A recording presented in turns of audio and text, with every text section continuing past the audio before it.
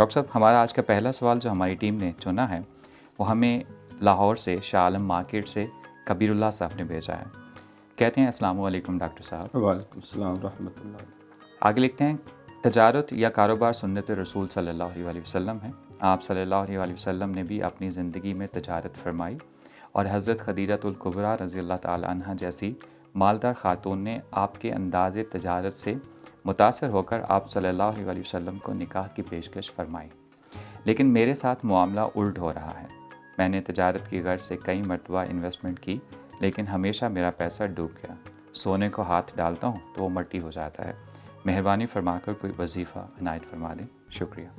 جی doctor صاحب. بسم اللہ الرحمن الرحیم. شکریہ عمران صاحب. Welcome sir. ہمارے بھائی یا بیٹا جس حیثیت میں بھی ہے جو انہوں نے سوال کیا ہے، تو یہ اکثر لوگ یہ سوال پوچھتے ہیں، بالخصوص جو تجارت، ٹریڈنگ، کامرس، لین دین اس کے ساتھ جو وابستہ ہیں. تو اس کے لیے میں عرض کروں گا کہ قرآن پاک میں بھی اللہ تعالیٰ فرماتے ہیں بعض منافقین کے حوالے سے کہ انہوں نے تجارت کی، فَمَا رَبِحَتْ تِجَارَتُهُمْ وَمَا كَانُوا مُهْتَدِينَ. انہوں نے تجارت کی لیکن ان کی تجارت نے ان کو نفع نہ دیا. اس کی وجہ یہ تھی کہ وہ ہدایت یافتہ نہیں تھے. اللہ. یعنی تجارت جو انسان کر رہا ہے، پہلے اس کے اتار چڑھاؤ، نشیب و فراز سے جب تک بندہ اچھی طرح آگاہ نہیں، کہتے ہیں نا کہ کسی کے بارے میں رائے بعد میں دو، پہلے یہ دیکھو تم نے اس کے ساتھ کوئی سفر کیا ہے، کوئی لین دین کیا ہے، کوئی تمہارا معاملہ ہوا ہے، تو پھر انسان کی شخصیت اور اصل پرسنالٹی وہ کھل کے سامنے آتی ہے. دوست ہوتا نہیں، ہر ہاتھ میں لانے والا، یہ وہ صاحب ہے. تو تجارت یقیناً سرکار نے فرمایا کہ 9 حصے رزق تجارت میں ہے. ایک حصہ باقی جو ہم اپنی سروسز کو سیل کرتے ہیں. تو اس اعتبار سے وَمَا كَانُوا مُهْتَدِينَ سے پتہ چلا کہ چاہے وہ دین کی تجارت ہے، دنیا کی تجارت ہے، مال کی ہے، جو بھی اسلام نے مباح کام کہے ہیں جن کی تجارت جائز ہے، مطلب اس میں سود والا معاملہ نہ ہو، اس کے اندر غبن والا نہ ہو، کوئی منشیات کا کاروبار نہ ہو، یا دیگر جس طرح سمگلنگ ہوتی ہے، کوئی چوری ڈاکہ ہوتا ہے، یہ بھی سمجھتے ہیں کہ ہمارا کاروبار ہے، ہاتھ کی کمائی ہے، ہم نے بڑی محنت سے جیب کاٹ کے لائے ہیں. تو پک پاکٹ ہونا بھی بڑا ایک فن ہے.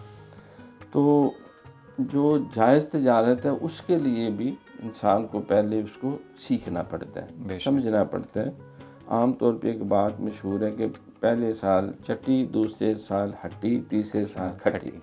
یعنی پہلے سال بندہ نقصان، نفع ملا جلا، زیادہ نقصان میں جاتا ہے.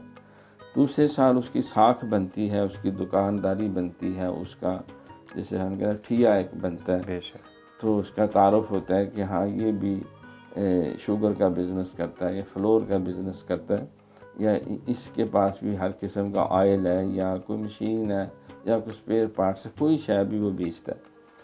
تو تیسرے سال پھر انسان اس میں سے کھٹی یعنی کمائی اور پروفٹ ہوا وہ شروع ہو جاتا ہے.